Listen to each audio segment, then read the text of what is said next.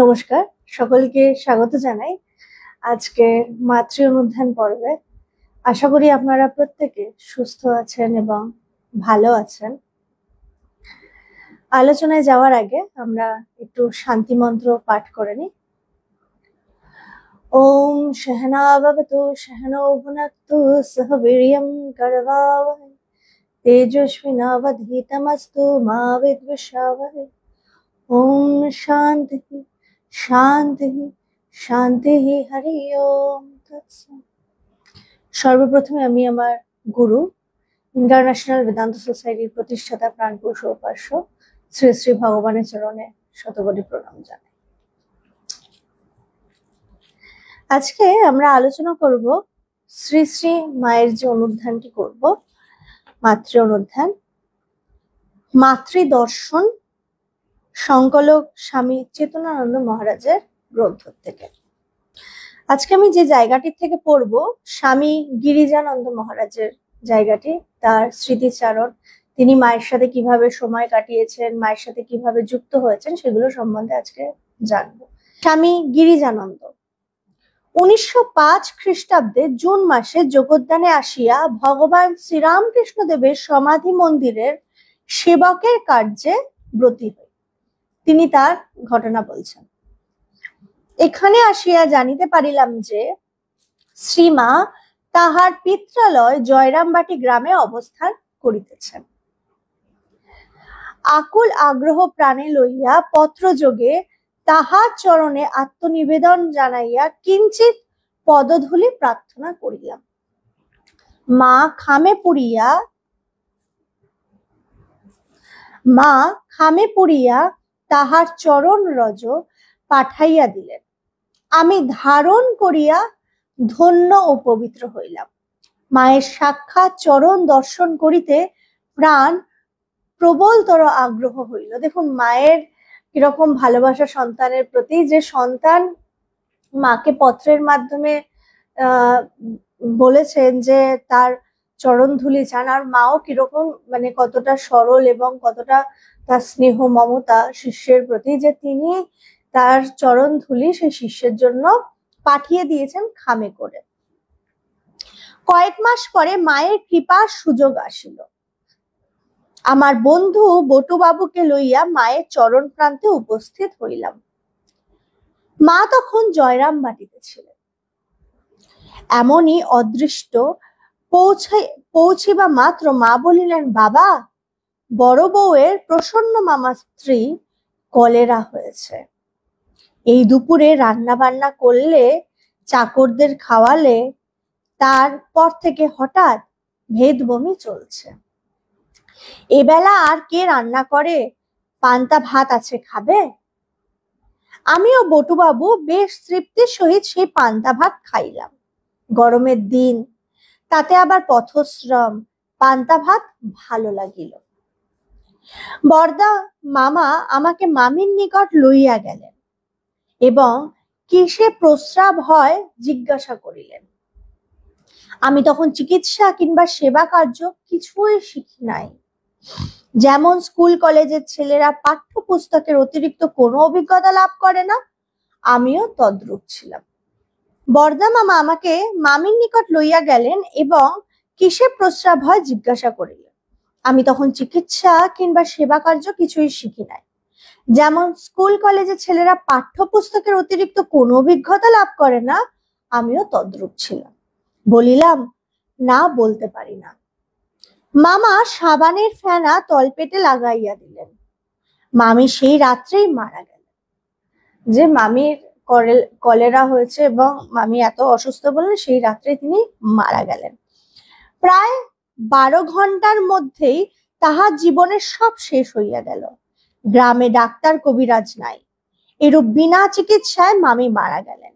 অর্থবল, লোকবল যথেষ্ট থাকা সত্ত্বেও পল্লী গ্রামে এরূপ কত লোক অচিকিৎসায় মারা যায়, কে তার খোঁজ লয়? রাত্রেই মামিকে সৎকার করিবার জন্য শ্মশানে লইয়া যাওয়া হলো। প্রসন্ন মামার বড় মেয়ে নলিনী ক্রন্দন করিয়া গ্রাম তোলপাড় করিয়া তুলিল। এদিক ওদিক ছোটাছুটি করিতে লাগিল আর বলিতে লাগিল, তোমরা আমার মাকে কোথায় নিয়ে গেলে গো? মাকু তখন ছোট, সে বুঝিতে পারিল না যে তাহাকে আদর যত্ন করিবার জগতে আর কেহ রহিল না। মায়ের কনিষ্ঠ ভ্রাতার মৃত্যু হওয়াতে তাহার শিশুকন্যা রাধুর মায়ের যত্নে তাহার নিকট লালিত পালিত হইতেছে। এখন আর দুইটি তাহার জুটিল, মাতৃহীনা নলিনী ও মাকু। আমি দীক্ষা লইবার আশায় মায়ের নিকট গিয়েছিলাম। তারা কিন্তু আসলে গেছিলেন যে মায়ের কাছে। দেখুন মানে মহাপুরুষদের কিরকম অবস্থার মধ্যে দিয়ে যেতে হয়, তাদের যে মন খারাপ, দুঃখ, কষ্ট, সেগুলো সবকিছু মানে সবকিছুকে চাপা দিয়ে তারা অন্যের জন্য সবসময় করতে থাকে। এই যে এত বড় একটা তার জীবনে ঘটনা ঘটছে, মা কিন্তু কষ্ট পাচ্ছেন, কিন্তু মায়ের কাছে যেহেতু আরো দুজন সন্তান এসেছেন যে মায়ের কাছে দীক্ষা নেবেন, মায়ের সঙ্গ করবেন, ওই প্রসঙ্গটাই মা কিভাবে তাদেরকে সাহায্য করছেন দেখুন। আমি দীক্ষা লইবার আশায় মায়ের নিকট গিয়েছিলাম, কিন্তু এ অবস্থায় আর কি করিয়া দীক্ষার কথা বলি। মনে হইল যাই, আনুরে বিশালাক্ষী দেবী দর্শন করিয়া আসি। মাকে এই অভিপ্রায় জানাইতে তিনি বলিলেন, কত আশা করে এসেছো, স্নান করে এসো, যা হয় বলে দি। দেখুন মায়ের কেমন ভালোবাসা। মা দীক্ষার ইঙ্গিত করিতেছেন বুঝিয়া আনন্দে উৎফুল্ল হইয়া পড়িলাম। প্রথম আমার দীক্ষা হইল। পরে মা বটুবাবুকেও ডাকিয়া দিতে বলিলেন, তাহার দীক্ষা হইল।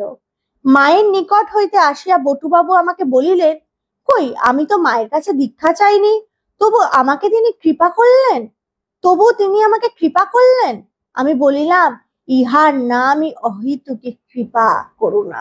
এই যে মানে দেখুন, তিনি কিন্তু বটুবাবু কিন্তু চাননি যে মায়ের কাছে দীক্ষা, কিন্তু অদ্ভুত ভাবে দেখুন তার সঙ্গীর মানে চাহিদা অনুযায়ী তারও দীক্ষা হয়ে গেল। কিরকম কৃপা লাভ হয়, এরকম ঘটনা মানে আমার জীবনেও আছে। আমি তখন খুব ছোট, আমার গুরুদেব যখন আমাদেরকে পরিবারকে দীক্ষা দেন, গুরুদেব সেই সময় কয়েকজনকেই দীক্ষা দিয়েছিলেন ভগবান। তো ভগবান যখন কয়েকজনকে দীক্ষা দিয়েছিলেন, সেই সময় আমিও সৌভাগ্যশালী ছিলাম যে আমিও সেই সময় দীক্ষা পেয়েছিলাম। তো আমি জানতাম না যে ওটাই দীক্ষা। কিছু বছর পরে যখন আমার একটু জ্ঞান বুদ্ধি হয়েছে, তখন আমার একবার ভগবানের গুরুদেবের ভাব হয়েছিল যে তিনি আরো কয়েকজনকে দীক্ষা দেবেন। এবার ভগবান, আমার এখনো মনে আছে, প্রার্থনা ঘরে ভগবান বলছিলেন, কে কে দীক্ষা নিতে চাও হাত তোলো। মানে এইরকম ভগবান তাদেরকে কয়েকজনকে দীক্ষা দেবেন যারা দীক্ষা নেননি কোনোদিন কারোর কাছে। আমার এখনো মনে আছে, আমি হাত তুলেছিলাম আর আমার মা বাবা বলেছিলেন, আরে তোর তো দীক্ষা হয়ে গেছে। আমি বললাম, তাই নাকি? মানে এইরকম ছোট ছোট ঘটনা যে কখনো কখনো হয়, ভক্তের উপর গুরুর অহেতুকী কৃপা হয় এবং তিনি কৃপা করে সেটা করে দেন, যেটা মাঝে মাঝে ভক্ত বুঝতেও পারে না। তার তার মানে তার অজ্ঞতায়, মানে সে জানেও না যে তার জন্য গুরু কত কিছু করে গেছেন এবং করে চলেছেন, করে গেছেন না। প্রত্যেকটা মুহূর্তে গুরু যখন শিষ্যের হাত ধরেন, তখন শিষ্যের মৃত্যুর আগের দিন অবধি তিনি শিষ্যের হাত ধরে থাকেন, ছাড়েন না। কিন্তু মনে হয় যে তিনি ছেড়ে দিয়েছেন, আসলে কিন্তু তিনি ছাড়েন না, তিনি প্রত্যেকটা মুহূর্তে ধরে থাকেন। এবং এটা কখন বোঝা যায়, যখন দেখা যায় যে জীবনের এমন একটা সময় আসে, আশেপাশে কেউ নেই, তখন আরো বেশি করে বোঝা যায়। কারণ যখন আমরা অনেকের মাঝে থাকি, তখন কিন্তু ওই আনন্দের বশে অনেক সময় বুঝে উঠতে পারি না, ধরতে পারি না গুরুর কৃপাটা। কিন্তু যখন আমি একা হই, এই জন্য কুন্তী বলছেন না খুব সুন্দরভাবে, যে কৃষ্ণের কাছে তিনি চাইছেন না যে আমি কষ্টে থাকি কিন্তু তুমি থাকো। কেন কষ্টে থাকলে কি হবে, একটু একটু ব্যথা পেলে কি হবে, যে আমার ঈশ্বরের প্রতি, ঈশ্বরকে মনে থাকবে। আমি যখন সুখে থাকি, যদি বিচার করে দেখবেন, বেশি আনন্দে থাকলে কিন্তু ঈশ্বরকে খুব একটা সারাদিনে মনে পড়ে না। যখনই মনটা আমি একটু কারোর থেকে খোঁচা পাই বা আমি কারোর থেকে একটু দুঃখ পাই, তখনই কিন্তু আমার মনে হয় আরে আমার তো আসলে কেউ নেই আমার আশেপাশে, আমি এদের জন্য এত করি, এদের জন্য এত ভাবি, আর এরাই আমাকে দুঃখ কষ্ট দিল। তখন আরো বোঝা যায় তার কৃপা, তখন আরো মনে হয় যে সত্যি তো আসলে ঈশ্বর ছাড়া আমার সঙ্গী কেউ নেই। এটাই হচ্ছে সত্য। গুরু কৃপা করে চলেন। দেখুন এখানে তাদের কিরকম ভাগ্য যে মায়ের ওই রকম একটা পরিস্থিতি, মায়ের ওরকম একটা অবস্থা, মহাপুরুষেরা এরকম অবস্থার মধ্যে দিয়ে যান, তাদের অনেক সময় মনের অবস্থা খুব খারাপ থাকে, কিন্তু তারা বুঝেও বুঝতে দেন না অন্য কাউকে, তারা তার মধ্যে থেকেও সেবা কাজ করে যান, সবসময় মানুষের হিতের জন্য ভেবে যান। আর আমরাও কিছু কিছু সময়, আমরাও ভক্তরা কিছুটা নিষ্ঠুর আচরণও করে ফেলি। আমরা দেখি যে পরিস্থিতি ভালো না, পরিবেশ ভালো না, তাও আমাদের মধ্যে থেকে চাওয়া পাওয়াটা যায় না, আমরা সবসময় চাইতে থাকি, নিতে চাই, এই ব্যাপারটা থাকে। তো এটাই যে গুরুর যে কৃপা কখন কার প্রতি হয়, কিভাবে হয় ভক্তের উপর, এটা গুরু শিষ্যই ছাড়া আর কেউ, গুরু শিষ্যের সম্পর্কটা না, এটা একটা অন্যরকম সম্পর্ক। এটা কোনো তৃতীয় ব্যক্তি বিচার করতে পারবে না যে আপনার সাথে গুরুর কিরকম সম্পর্ক আছে।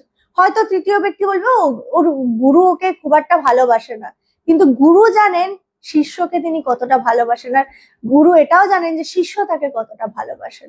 তাই গুরু শিষ্যের সম্পর্কটা না একমাত্র তাদের নিজস্ব সম্পর্ক। প্রত্যেকটা শিষ্যের সাথে গুরুর আলাদা আলাদা সম্পর্ক, আলাদা আলাদা রকম। এটা তৃতীয় ব্যক্তি কখনো বিচার করতে পারবে না এবং বুঝতেও পারবে না। তৃতীয় ব্যক্তির মনে হবে আমার থেকে হয়তো বেশি আর কেউ ভালোবাসেন না, তখনই ভুল হয়ে যায়। কারণ ভালোবাসার ক্ষেত্রে সবসময় হাত জোর করে থাকতে হয়, যে তখন এটা প্রার্থনা করতে হয় যে তুমি আমাকে তোমার করে নাও, এই কৃপাটা তো হাত জোর করে সবসময় এটা প্রার্থনা করতে হয়। এটা সারদা মা নিজেও এক জায়গায় শেখাচ্ছেন একজন বাচ্চাকে, যে তুই প্রার্থনা করবি পুজো করবার সময় যে ঠাকুর তুমি আমাকে তোমার করে নাও। জগদ্দানে ফিরিবার জন্য প্রস্তুত হইলাম, এই শোকতাপপূর্ণ গৃহে আর কি থাকা চলে?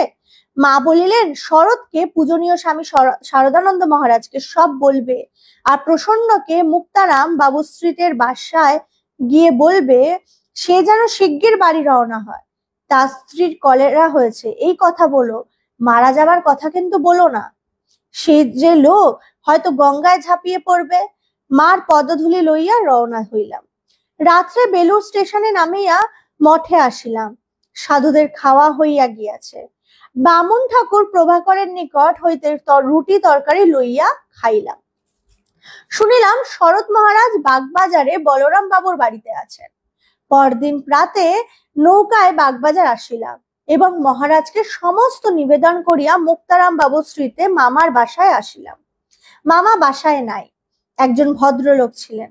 তাহাকে বলিলাম মামা এলে বলবেন আজই যেন তিনি বাইরেতে রওনা হন, তার স্ত্রীর কলেরা হয়েছে। আজকের গাড়িতে যেন রওনা হন, দেরি যেন না করেন। মা দেখুন কিরকম ভাবে সবার যত্ন নিচ্ছেন। মা তাকে বলতে দিচ্ছেন না যে তার স্ত্রী মারা গেছে, কারণ জানে সে যদি শোনে তাহলে সে হয়তো, তার হৃদয় এতটাই দুর্বল যে সে হয়তো গঙ্গায় ঝাঁপিয়ে পড়তে পারে। তাই জন্য তিনি শিষ্যকে কেমন ভাবে শিখিয়ে দিচ্ছেন যে কিভাবে মৃত্যু সংবাদ বা কোনো খবর কাউকে কিভাবে দিতে হয়। ভদ্রলোকটি বলিলেন সে আর বলতে হবে না, যখন শুনবে তার স্ত্রীর কলেরা হয়েছে তখন বুক পিঠ চাপড়াতে চাপড়াতে ছুটবে ক্ষণ। মা কেন মামাকে মামির মৃত্যু সংবাদ দিতে মানা করিয়াছিলেন তখন বুঝিলাম। শোকাবেগে আত্মহত্যা করা মামার পক্ষে আশ্চর্য নয়। শ্রী শ্রী ঠাকুরের ভক্ত ও জগদ্দানের পৃষ্ঠপোষক গৃহী ভক্ত কালীপদ ঘোষ মহাশয়ের অস্থি সংক্রান্ত ব্যাপার এখন প্রবলাকার ধারণ করিয়াছে, যাহার ফলে কুৎসা, নিন্দা, অপবাদ ইত্যাদি মহন্ত মহারাজের বিরুদ্ধে অজস্র বর্ষিত হইতেছে। এখানে একটা খুব সুন্দর ঘটনা মা তুলে ধরবেন, এটা যেটা আমাদের জীবনে ভীষণ ভাবে গুরুত্বপূর্ণ, যারা আমরা আধ্যাত্মিক পথে আছি।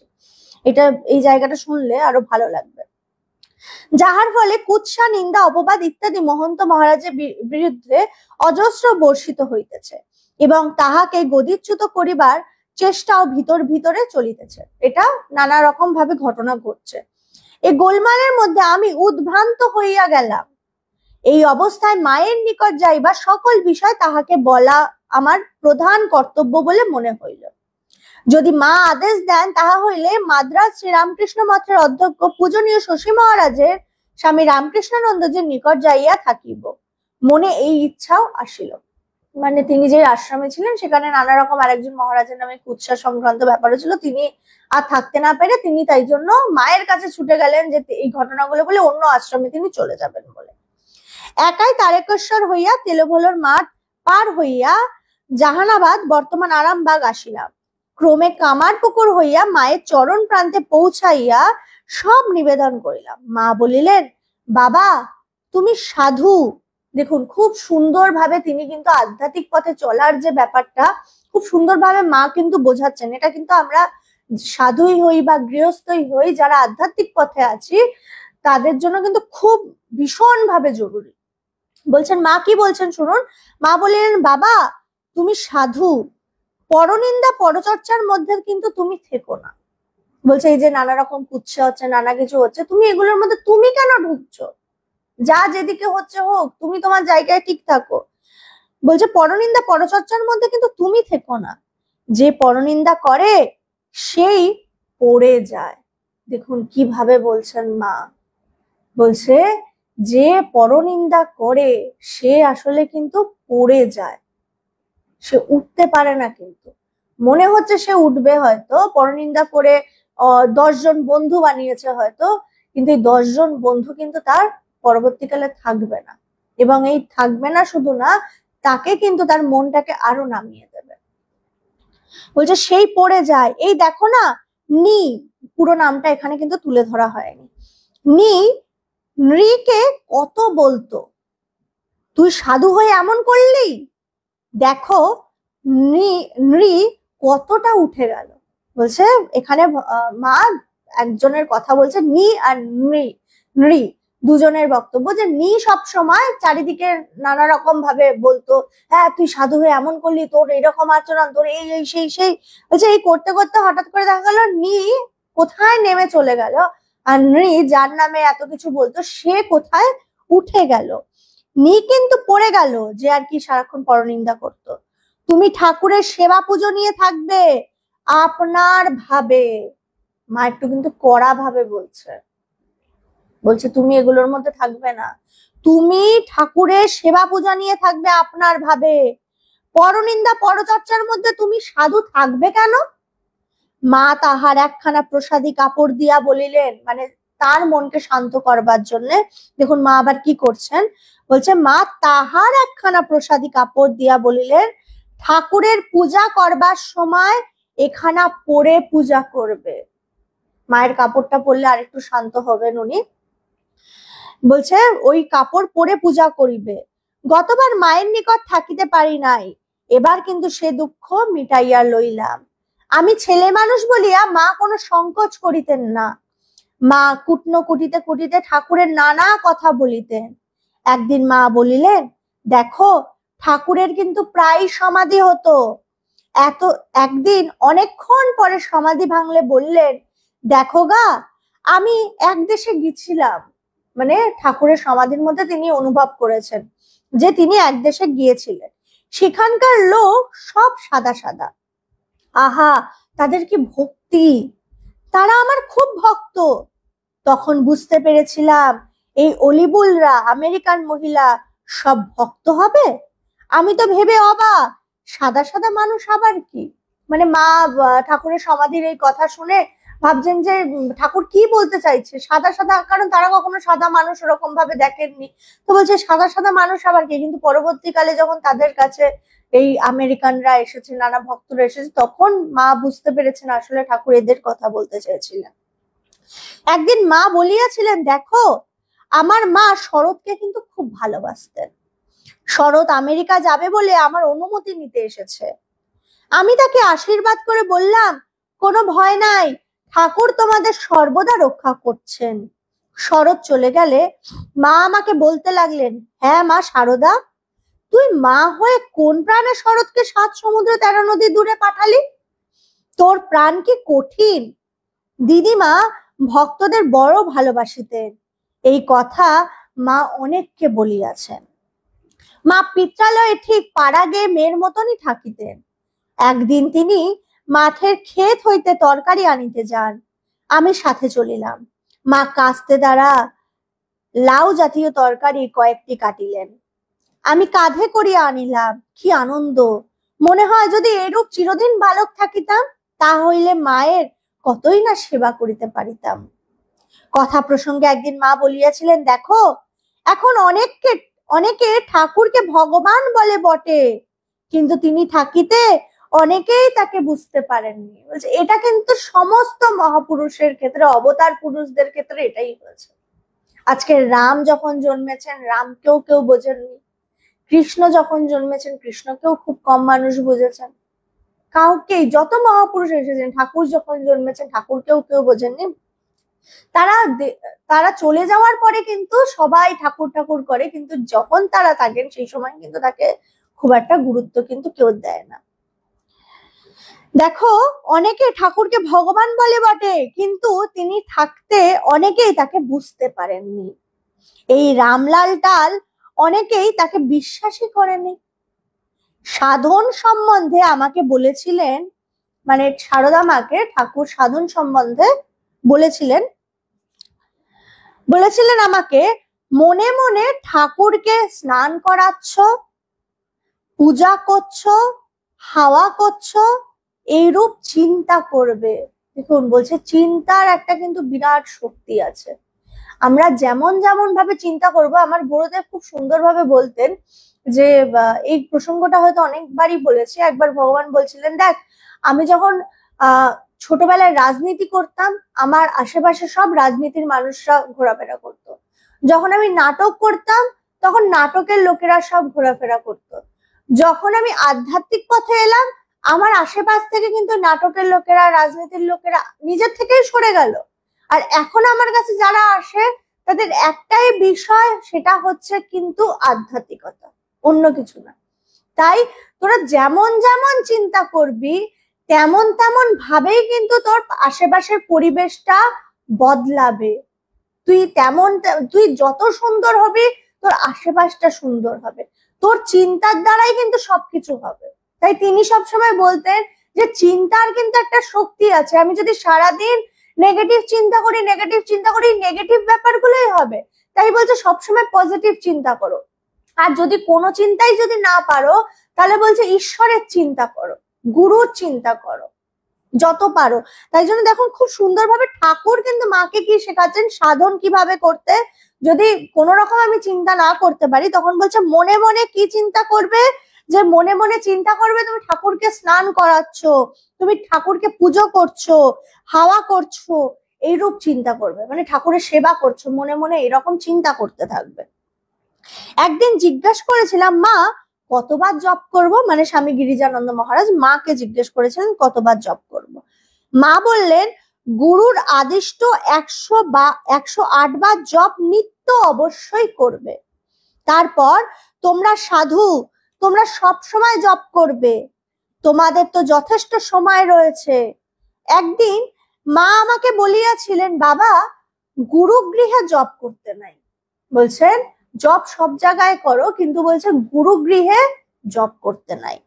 আমি বলিলাম, 108 বার জপও কি তাহলে করব না, মানে গুরুগৃহে কি 108 বারও জপ করব না? তদুত্তরে মা বলিয়াছিলেন, গুরুর আদিষ্ট 108 বার জপ করবে, তার বেশি কিন্তু করবে না। মা কিরকম ভাবে তাকে হাতে ধরে ধরে শেখাচ্ছেন। প্রথমবার মায়ের আদেশে আসিয়া বড় মামার স্ত্রী বিয়োগ দেখিয়াছিলাম, এবার আসিয়া তাহার দ্বিতীয়বার দ্বার পরিগ্রহ দেখিলাম। মামা একদিন বলিলেন, চল বাবু কোণে দেখিয়া আসি। গ্রামের কয়েকজন ও আমাকে লইয়া মামা তাহার ভাবি পত্নী দেখিতে চলিলেন।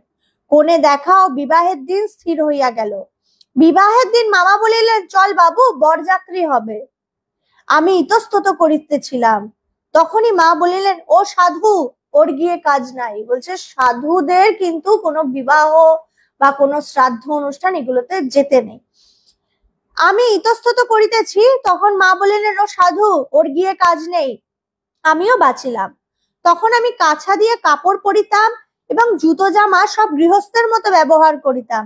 মামা সেই জন্যই আমাকে বাবু বলিয়া ডাকিতেন, মানে তাকে বুঝতে পারতেন না যে সে সন্ন্যাসী, সে এমন ভাবে থাকতেন। পরদিন মধ্যাহ্ন ভোজনের সময় মা বলিলেন, বাবা দই দেব কি? আমি লজ্জাবশত হঠাৎ বলিয়া ফেলিয়াছি, না দরকার নাই। মা তখন বলিলেন, এটা বিবাহের দই, কাজ নেই খেয়ে। দেখুন বলছে বিবাহের কোনো বস্তু বা কিছু সাধুদেরকে দিতেও নেই, এবং মানে কি বলছে, সাধুদের গ্রহণও করতে নেই। তখন বুঝিলাম সাধুদের বিবাহ দর্শন ও বিবাহ ভোজনাদি করিতে নাই। মা বলিয়াছিলেন, ঠাকুর শ্রাদ্ধের অন্ন খেতে নিষেধ করেছেন, তবে আদ্য শ্রাদ্ধটা বিশেষ করে নিষেধ করেছেন। যখন যা খাবে ঠাকুরকে নিবেদন করে খাবে। একদিন মাকে বলিয়াছিলাম, মা, ঠাকুরকে দর্শন করতে বড় ইচ্ছা হয়। মা বলিলেন, আহা, ঠাকুর যদি একবার দর্শন দিতেন, তবে অন্তত শেষ সময়েও হবে, কোন রকমে এই জীবনটা কাটিয়ে দাও, আর আসতে হবে না, এটাই তোমার শেষ জন্ম। দেখুন মা কিভাবে তাকে বলছেন যে একদিন না একদিন তোমার দর্শন হবে, এবং এটা জেনে রাখো যে তুমি কোন রকমের জীবনটা কাটিয়ে দাও, এটা তোমার শেষ জন্ম। প্রায় 12-14 দিন মায়ের ওখানে থাকার পর জগদ্দানে যাইব স্থির করিয়াছি। মা বলিলেন, পাগলি খেপেছে, মানে রাধুর মায়ের কথা বলছেন, গঙ্গা স্নানে যাবে। তুমি বাপু একে কলকাতায় কুসুমের বাড়ি দিয়ে যেও। আমি বালক হইলেও পাগলি মামিকে সঙ্গে লইয়া যাইতে সম্মত হইলাম মায়ের আদেশে। মাকে প্রণাম করিয়া তাহার সম্মুখে দাঁড়িয়াছি। তিনি আমার হাত লইয়া কনিষ্ঠ আঙ্গুলটি দাঁত দ্বারা ঈষৎ দংশন করিলেন এবং মস্তকে কিঞ্চিত মুখামৃত সিঞ্চন করিলেন। এগুলো আগে সময় হতো, আমি জানি না এখন হয় কিনা, আগে যখন আমরাও ছোট ছিলাম এগুলো বড়রা করে থাকতেন। আমি আনন্দে ভরপুর হইয়া গেলাম, তাহা স্নেহ ভালোবাসে আত্মহারা হইয়া বললাম। দেখুন মায়ের তার প্রতি কতটা ভালোবাসা। সেই রাত্রে কামারপুকুর ঠাকুরের বাড়িতে ছিলাম। রামলাল দাদা তখন কামারপুকুরে।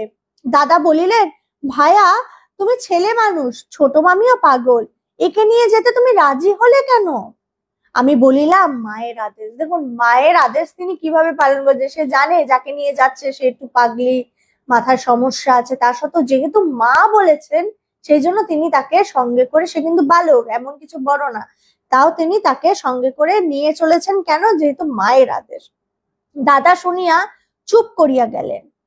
সে কৈকালা তেলেভোলোর মাঠে মা সঙ্গী ছাড়া হইয়া ডাকাত বাবার আশ্রয় লাভ করিয়াছিলেন।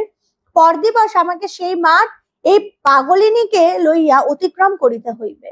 মধ্যাহ্ন ভোজনের পর রওনা হইলাম। জাহানাবাদ পার হইলাম। জাহানাবাদ মানে আরামবাগের কথা বলা হচ্ছে। তখন প্রায় 4:30 হইবে, কিন্তু মামি আর চলিতে পারেন না। পাড়াগে মেয়ের পক্ষে 8-10 মাইল চড়া কিছু কম নয়। মামি পিছাইয়া পড়িতেছেন। স্থির করিলাম সন্ধ্যার পূর্বেই কোন চটিতে আশ্রয় লইতে হবে। প্রান্তর মধ্যে একটি চটি পাইয়া উহাতে আশ্রয় লইলাম। পরদিন তারকেশ্বর আসিয়া ট্রেনে চাপিলাম।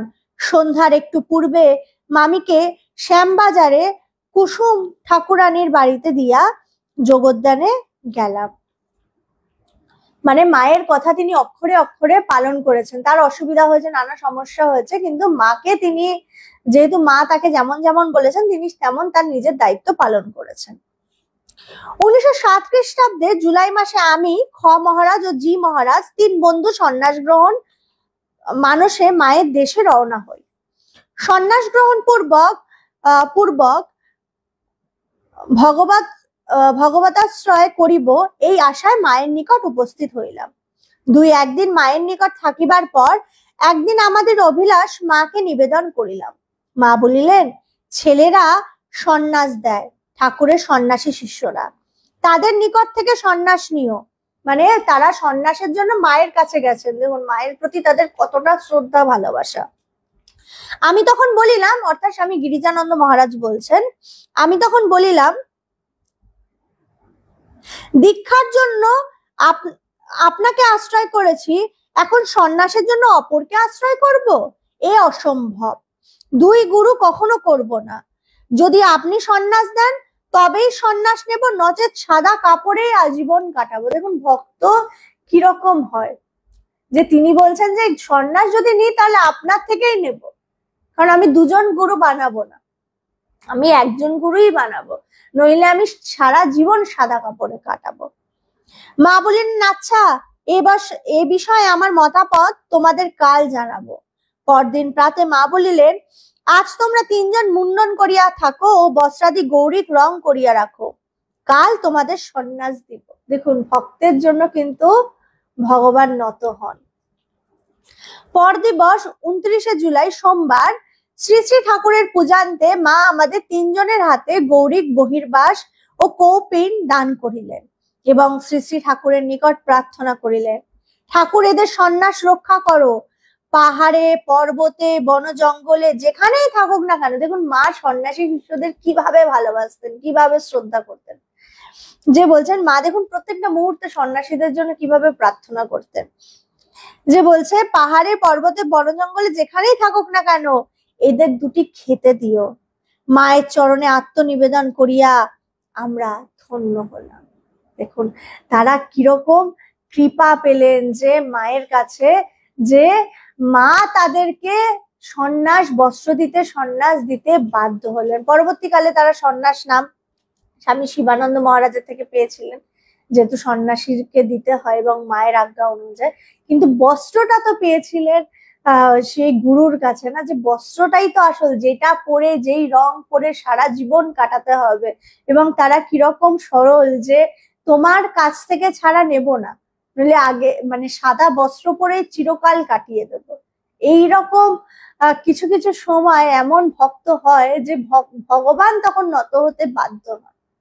যে তাই জন্য বলছে না যে তিনি ভক্তের জন্য সবকিছু করতে পারে। তো ভক্ত হতে হবে। ভক্ত যদি হওয়া যায়, তো যদি তাকে নিজের হাতটা ধরতে দেওয়া যায়, তাহলে বলছে কোনো চিন্তা থাকে না।